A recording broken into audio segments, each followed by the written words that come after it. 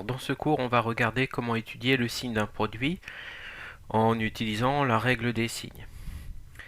Donc qu'est-ce qu'on cherche? On cherche pour quelle valeur de x l'expression p est de signe positif, le nombre p de x est-il de signe positif, et pour quelle valeur de x ce nombre p de x est négatif. Donc p de x c'est 3x moins 6 facteur de moins 2x moins 5. Donc ça dépend des valeurs de x qu'on va donner à x. Alors par exemple, on va prendre un premier exemple et on va imaginer qu'on donne une valeur particulière à x. Alors par exemple, si on imagine que x est égal à 10, dans ce cas, p de x, ça sera obtenu en remplaçant la variable x par 10. Donc 3 fois 10 moins 6 facteur de moins 2x moins 2 fois 10 moins 5 et ça fait moins 600 et ça c'est un nombre négatif. Mais à l'inverse, quand on remplace x par 1, si on donne à x la valeur 1, alors on obtient le calcul suivant, 3 fois 1 moins 6 facteur de moins 2 fois 1 moins 5 et ça fait 21 et là c'est positif. Donc il y a donc bien des valeurs pour lesquelles P est positif et P est négatif. Mais comment on cherche toutes ces valeurs? Alors, ce qui est pratique, c'est d'organiser cette recherche dans ce qu'on appelle un tableau de signes. Alors, dans la colonne de gauche, on va écrire x, 3x moins 6 et moins 2x moins 5. Et on va d'abord chercher quand est-ce que le facteur 3x moins 6 est égal à 0. Donc 3x moins 6 est égal à 0 si et seulement si x est égal à 2. Et moins 2x moins 5 s'annule, est égal à 0 si et seulement si lorsque x est égal à moins 5 demi. Donc ces deux valeurs particulières qui font que les facteurs du produit P s'annulent, on les note dans la première ligne du tableau.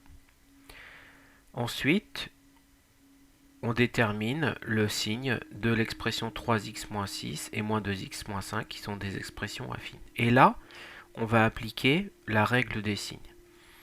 Voilà. Négatif fois négatif, ça fait positif. Négatif fois positif, ça fait négatif. Et positif fois négatif, ça fait négatif. Alors ça nous donne un renseignement particulier. Ça nous donne le signe du produit 3x moins 5 facteur de 3x moins 6 facteur de moins 2x moins 5. Alors justement, on va utiliser cette méthode pour résoudre l'inéquation 3x moins 6 facteur de moins 2x moins 5 strictement négatif. Ça, c'est une phrase interrogative. C'est pour quelle valeur de x est-ce que cette expression est strictement inférieure à 0. Donc on cherche les signes moins de la deuxième ligne. Alors quand on regarde la dernière ligne du tableau, on s'aperçoit que des signes moins, il y en a deux. Alors on va relever l'intervalle, les deux intervalles correspondants. Donc il s'agit de l'intervalle moins l'infini moins 5 demi que l'on va réunir avec l'intervalle 2 plus l'infini. Alors moins 5 demi et 2 ne sont pas solutions de cette inéquation, puisque lorsque x est égal à moins 5 demi ou à 2, l'expression est égale à 0. Et là, c'est l'inéquation strictement inférieure à 0. Alors, la petite différence, on va la voir ici. Donc, deuxième inéquation, résoudre l'inéquation 3x moins 6 facteur de moins 2x moins 5 inférieur ou égal à 0. Donc là, on cherche les signes moins et les zéros de la dernière ligne du tableau de signes. Et l'ensemble solution, c'est la réunion d'intervalles, moins l'infini, moins 5 demi, 2 plus l'infini. Et ici, moins 5 demi et 2 sont solutions de cette inéquation.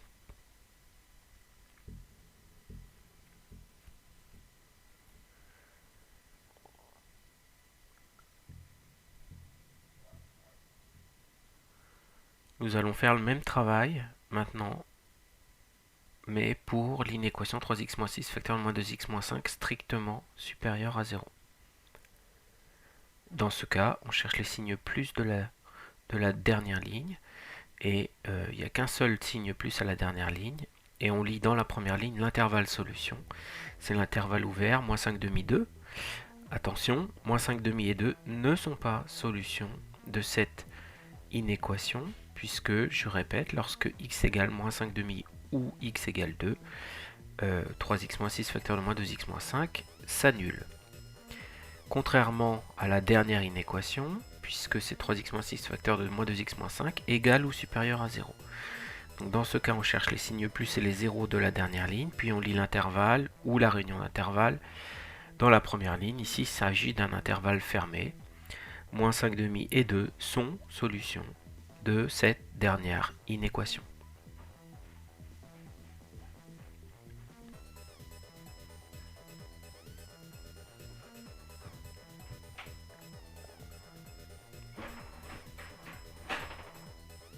Il arrive que l'inéquation soit présentée un petit peu différemment. Et dans ce cas-là, on cherche à factoriser.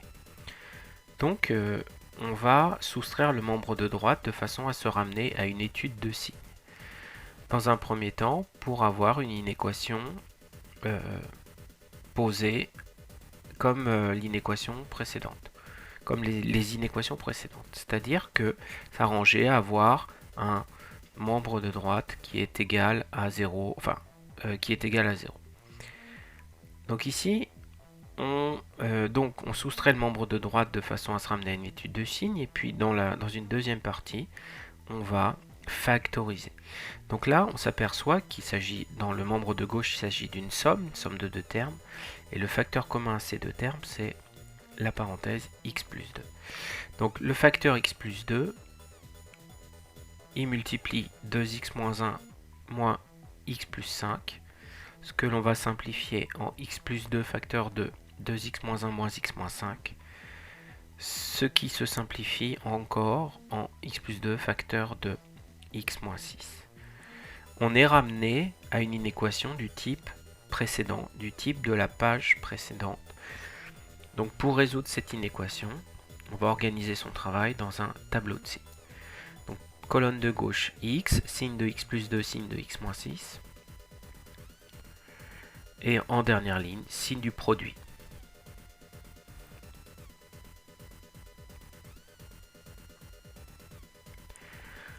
On cherche les valeurs pour lesquelles les facteurs s'annulent. X plus 2 est égal à 0, et évidemment si et seulement si x est égal à moins 2.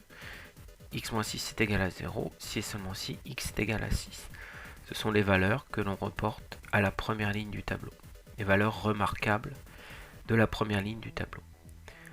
On en déduit le signe des expressions affines x plus 2 et x moins 6.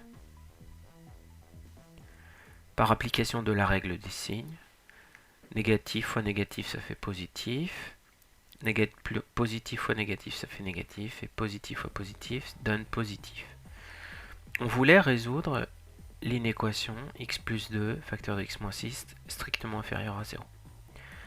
À la lecture du tableau de signes, on s'aperçoit qu'il y a un seul signe moins, et que l'intervalle solution, c'est l'intervalle moins 2, 6 ouvert. Moins 2 et 6 ne sont pas solutions de cette inéquation.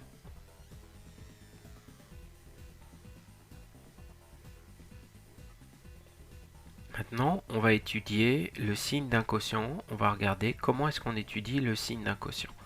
Donc la règle des signes est la même et le but recherché est le même. On cherche pour quelle valeur de la variable x le quotient q de x est positif et pour quelle valeur de x ce quotient est négatif.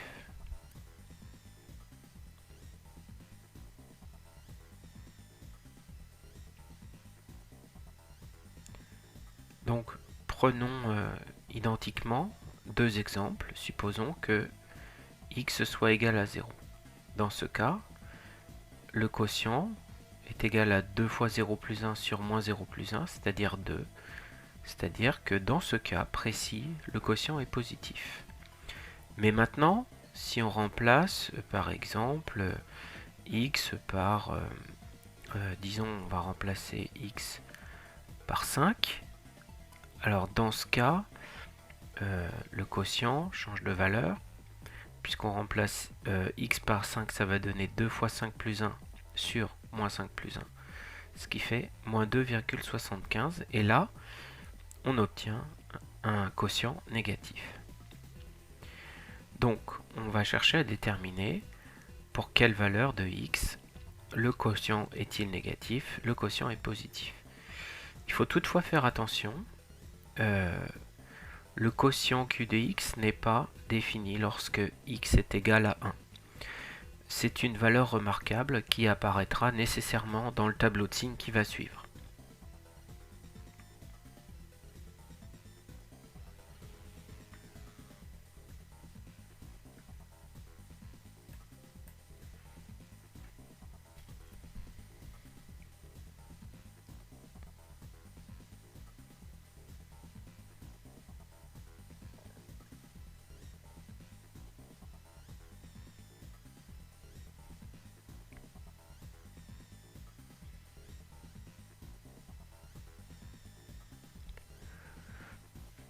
Passons à la partie calcul. Donc le numérateur de x plus 1 s'annule si et seulement si x est égal à moins 1,5, c'est-à-dire moins 0,5. Le dénominateur, moins x plus 1, s'annule si et seulement si x est égal à 1. Ces deux valeurs remarquables que l'on fait toujours apparaître dans l'ordre croissant de la première ligne du tableau, on les indique dans le tableau.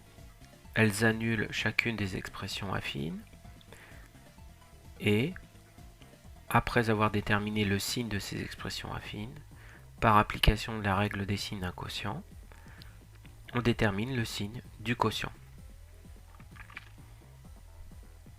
Donc le quotient est négatif si et seulement si x appartient à moins l'infini moins 0,5 ou l'intervalle 1 plus l'infini.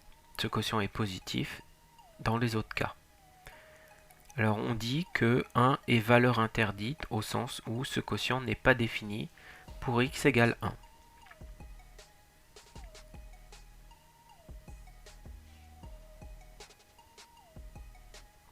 Nous allons utiliser ce tableau afin de résoudre quelques inéquations. Donc, en déduire les solutions de l'inéquation 2x plus 1 sur moins x plus 1 égale ou supérieur à 0. Donc nous allons chercher les signes plus et les zéros de la dernière ligne du tableau.